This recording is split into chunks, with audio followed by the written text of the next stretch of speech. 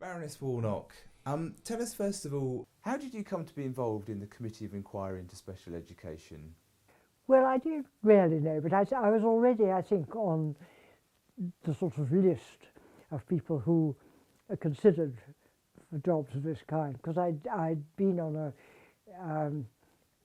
Southeast Planning Committee before, so my name was sort of on the list. And I suppose, because I'd been a headmistress of a school, I was thought to be interested in education, interested in school. So I think that's how it came about. But I knew absolutely nothing about special education at all, because the school that I was head of was a highly academic school, and it was complete news to me, the whole thing. So I came with the sort of perhaps useful ignorance of the whole subject. Tell us about the attitudes towards disability and learning difficulties. What were they like at the time that you were conducting the review in the education system and in wider society? Well, I think um, it was assumed by most people, who, especially people who knew very little about it, that the handicapped went to special schools. And it was taken for granted, I think, by most people, that that was how things were and how things probably would stay.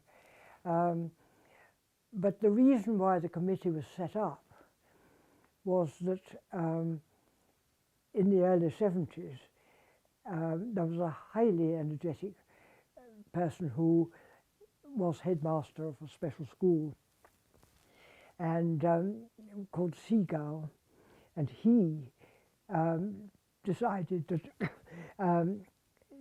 nothing like enough was being done, particularly for severely handicapped children. And his school was for severely handicapped children. And he started lobbying MPs, and he wrote a book which he handed out to all MPs called No Child is Ineducable, because up till our report, up till 1972, there were children who were deemed ineducable and they didn't go to school at all. They may, if they were lucky, have gone to sort of workshops or that kind of thing, but they didn't go to school.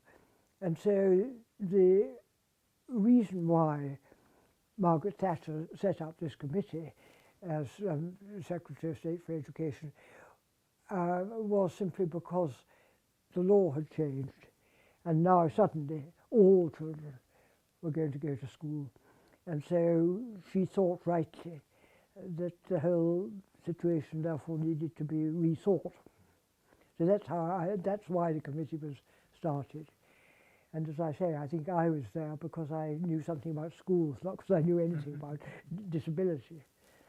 Did you find that you mentioned you found it, that could have been an advantage, not knowing much about the field? Did you feel in any way, a bit at sea when you started with this? Yes, I think it's always an advantage if you haven't got a position of your own. You learn as you go along, and therefore you're open-minded about what the outcome is going to be. I think that is quite an advantage. And of course, it's very much the sort of reason why philosophers are quite often appointed to this kind of position, because they, in a way, they don't have a subject matter. They're hired, so to speak, to be open-minded and look at things from the beginning. One of the achievements of the committee was to change the language around special needs and disabilities. So why was it important to review the official terminology that was in use at the time, like educationally subnormal and maladjusted? Well,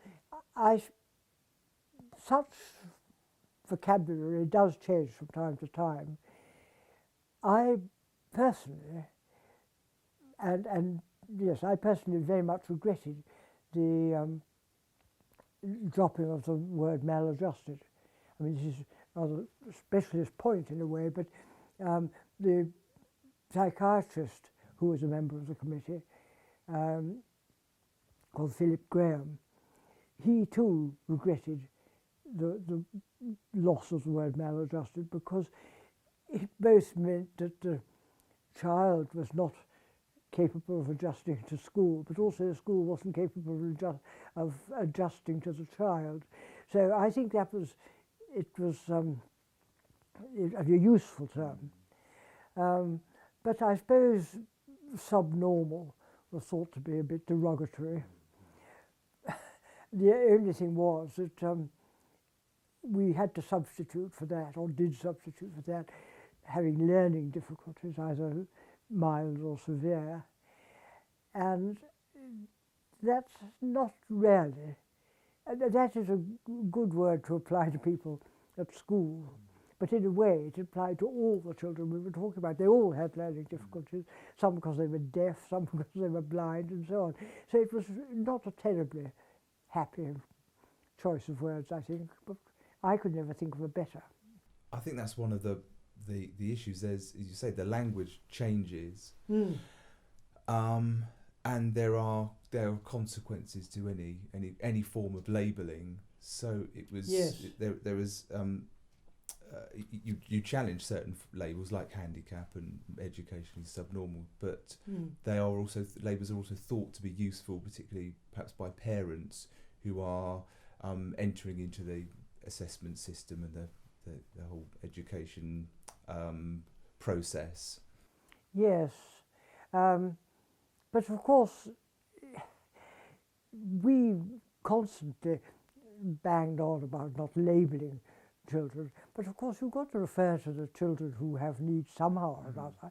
And I personally don't feel that it's in the least derogatory to say of somebody that she's blind, and it's terribly cumbersome the way one now has to talk about being visually impaired or auditorily impaired. I mean, they're all very awkward, and blind and deaf seem to be perfectly good words to use, and did then. And after all, one uses them constantly, metaphorically. I mean, nobody's going to say that you are visually impaired to my obvious needs, or auditorily impaired to my plea. One needs the word blind and deaf. So I think deliberately changing the language was a bit silly, really. Do you think we're in the right place with the language at the moment? Is there any terms that you think might still be problematic, or that? Well, as I said, I like the word maladjusted. It seems to me useful. But of course, the maladjusted have now been divided up into some of the other more complicated things that children are said to suffer from. So I suppose you could say the language has been refined, but I'm sure it'll change again one day. What do you see as the most positive legacies of the committee's work? Well, I think far the most positive legacy was one that actually was very, very difficult to get across to people at the time, because everybody thinks that what we said was that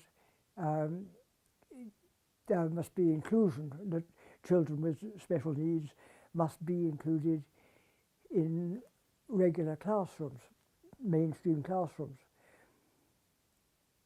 But in fact, at least part of what we were saying, if not more, was that in classes as they were constituted there and then, when we were meeting, there was already a considerable number of children whom we thought had special needs.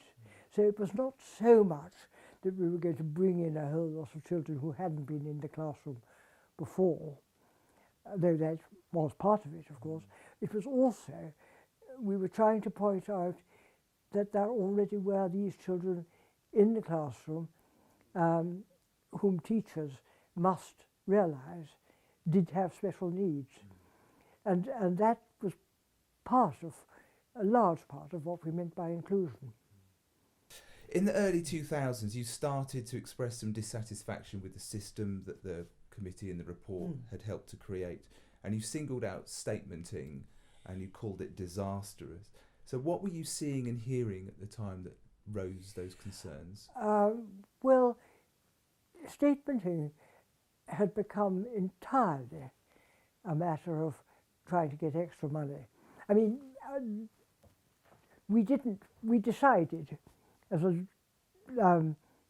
after some thought, that in our actual report we weren't going to cost any of the things that we recommended, because we knew they'd be expensive, and we knew that the costs wouldn't stand still, and I knew that we'd spend an awful lot of time, we'd waste an awful lot of time if we talked about the cost of anything. So we made this decision that we weren't going to cost it. And in a way this was wrong, I think, because what had gone wrong with statementing was that it became entirely a matter of finance. The original thought had been that the statement would specify exactly what the particular child needed if he was going to flourish educationally. But in fact, it turned out that the local authority put into the statement whatever they thought they could afford and nothing else. So that the statement was in two ways financially determined. One was this, that the local authority wouldn't say that a child needed, say, let's say, language therapy or something of that kind every day, as some children certainly did. They would say once a week because they thought they could afford that. But on the other hand, the schools were very keen to get children statements because they got a bit of extra money thereby. So the whole issue of what the child actually needed, which was meant to go into the statement, had got sort of slurred over, and the statement became really just a matter of what little bit of money extra people thought they could screw out of government. And that's why I said it was disastrous. You said last year, writing in the tests, you were quite scathing of the new system of education, health and care plans, which have replaced statements. So what do you feel is going wrong, and what should we be doing differently? Well, I was very cynical about them because the greatest difficulty that my committee had was to devise a way in which social workers, doctors and teachers could talk to one another about the needs of the child, because all of them, in many cases, most cases, all of them had something to contribute. But it was the most difficult thing in the world, and to bring them together. And we didn't solve that problem. And I remember vividly that we had a weekend in which social workers and teachers, not the medical profession, but those two, social workers and teachers, who really were incredibly important, that they should talk to one another, we got them together for a weekend so that they could thrash out,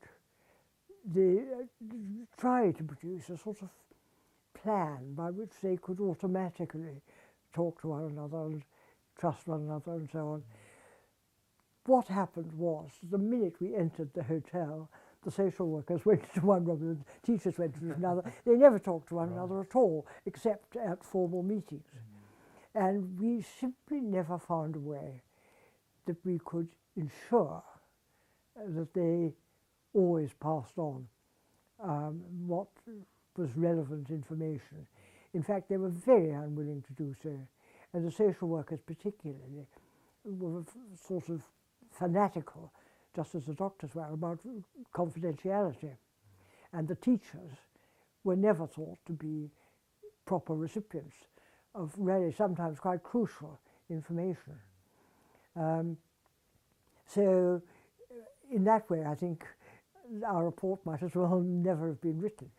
And so I was cynical when this great new idea of the doctors and the social workers and the teachers all sitting around the table making this wonderful plan. I knew it wasn't going to happen because, in fact, it was the teachers always who drew up the plan, who do now draw up the plan, and therefore the emphasis is still entirely on education and not on either medicine or social needs.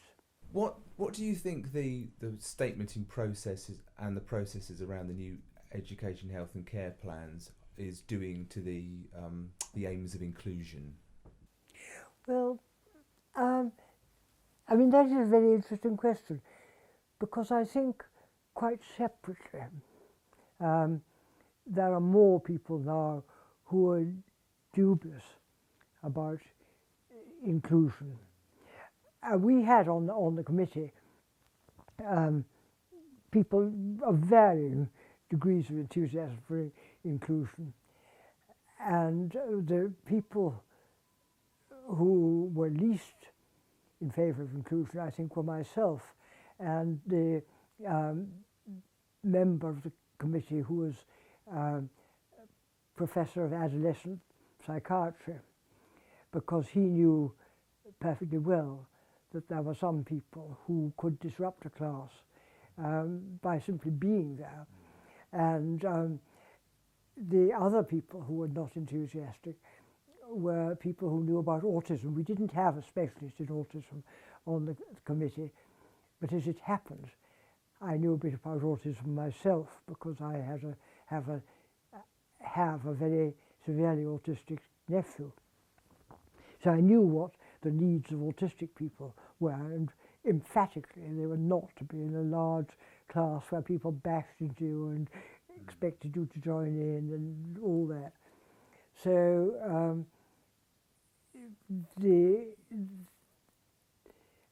I don't know. So I think quite separately from abolishing statements and having these plans, quite separately from that, I think more people now are dubious about inclusion than they were. And I know that Michael Gove, when he was in charge of education, welcomed what he saw as new avoidance of being too enthusiastic about inclusion. And in that, I think he was absolutely right, because besides autistic children, I think there are some very vulnerable children who flourish much better in a small school.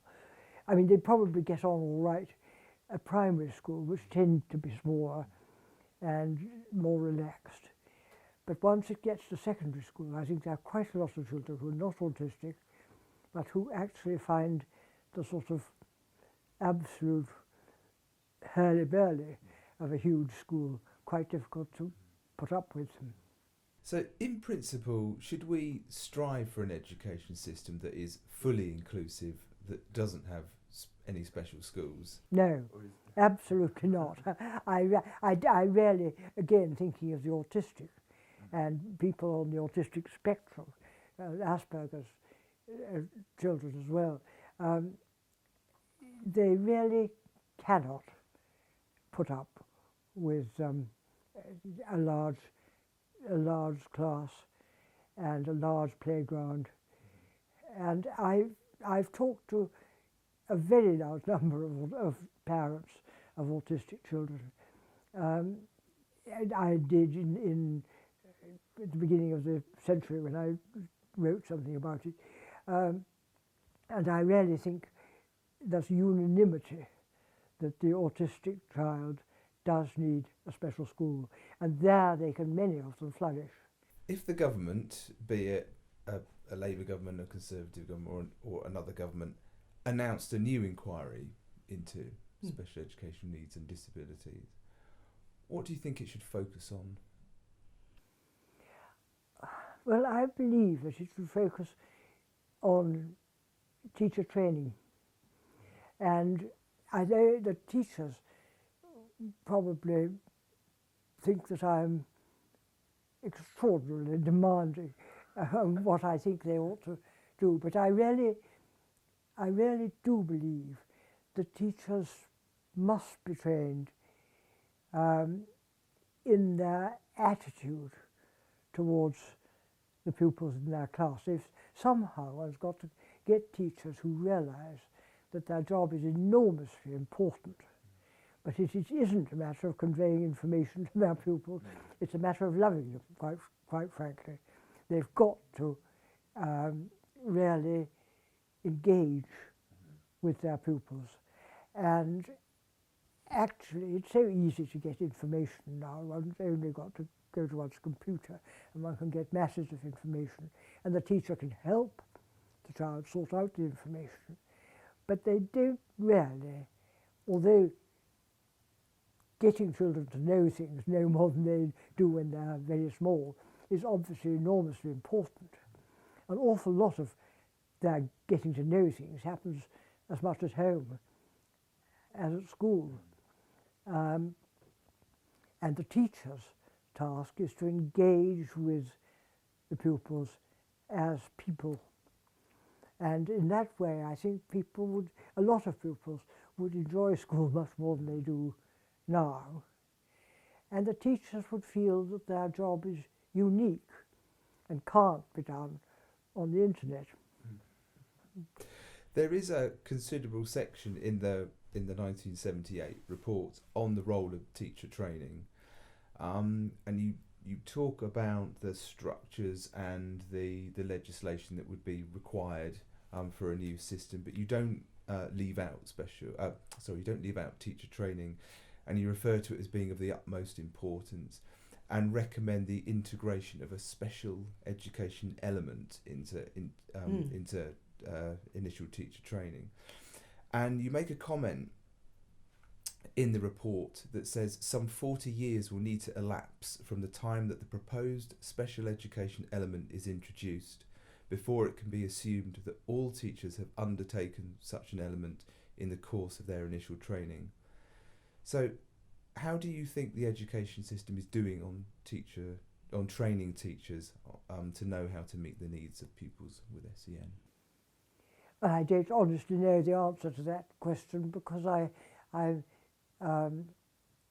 not up to date with what teacher training actually is like, but my guess is that it doesn't give enough attention to the personal relation that must hold between teachers and pupils. And I think it's fairly obvious that it's really very difficult to make a good teacher. But there are ways that it can be done.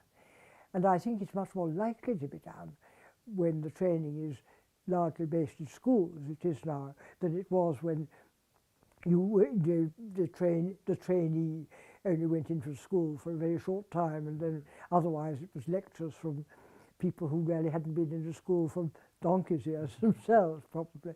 So I think teacher training is in general better now that it's more school focused.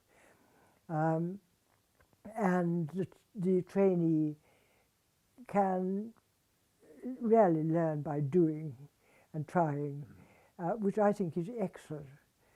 But how much there is to enable the trainees to pick up how to make sure that everybody in the class is actually benefiting from what happens, that I think, well, it's difficult to quantify, but that's what ought to be the core of teacher training, I think, that they should constantly check on what connections they have, what their personal connections are, even with a class of 30.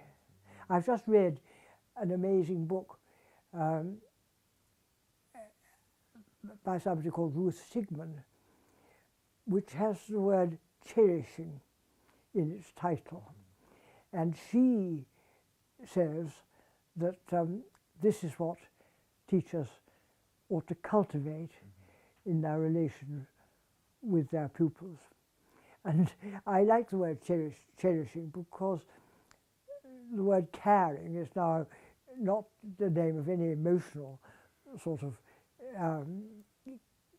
transaction. It's simply the name of a profession, more or less, or something sometimes frequently done by amateurs, but it's a professional word. It has no emotional contact at all. But I think that loving their pupils is what the teacher has to be trained to do, and then they'll see, as they go along, who's floundering, who's in difficulties, who really does need a bit of extra help, even quite a little bit of extra help. And I think this is what should be the core of teacher training, and I'm not sure that it is. So you think there's a space for teaching to be a profession that shouldn't be afraid or shouldn't shy away from terms like cherish and nurture and love? Absolutely. And there are, I mean, nurture is a very good word because there are nurture groups in some schools, aren't there? And I think they're very, very good. They take the child out into a smaller group, and maybe they stay in this nurture group all the time for 2 years or so. Maybe they stay for much less time, maybe they just drop in and out. But the fact that there are, within the school, small spaces where the whole point is to look after the child, to check up on him, make sure he's all right, that seems to me an excellent thing. On the occasion of the 40th anniversary of the report of the committee, it's tempting to ask you where you think we might be in the next 40 years, but that seems a bit too far away.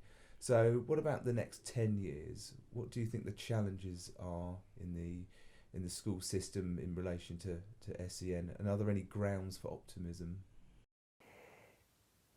Well, I'm afraid I've already said I'm cynical about the interconnection between the professions who are involved with children with special needs, and I'm afraid I'm still sceptical that there's going to be much change. It just is incredibly difficult to get the three professions involved really to take one another seriously. Each one of them thinks that their own role in the bringing up of this child is the most important. And I mean, that's good. Professions should take themselves seriously. But I think it is very unlikely that things will dramatically change in the next 10 years, I'm afraid. But I do hope, like Michael Gove, that we don't lose sight of the notion of inclusion. We don't concentrate on it too much. Because, as I said before, it's not only autistic children, but it's them especially, for whom we need to do a lot more, I think. But there might be some grounds for optimism with the teaching profession, perhaps if we can inculcate a nurturing spirit. And don't you agree that now there's so much information kicking around? I mean, I know a lot of it is false. What's but real still, and what's fake? I personally um, being by no means a school child, nevertheless find it incredibly enlightening and useful that I can look things up on the internet so easily. I don't have to write down, as children used to have to do, lists of dates. I can just look it up. And I find that the most marvellous thing. And so I'm very glad there's such easy access to information, but it does change the role of the teacher, I think. The teacher is there to guide the child how to get information sensibly. And otherwise, the teacher is incredibly important as one human being in contact with another. That's my view of the thing. Baroness Warnock, thank you very much for talking to us.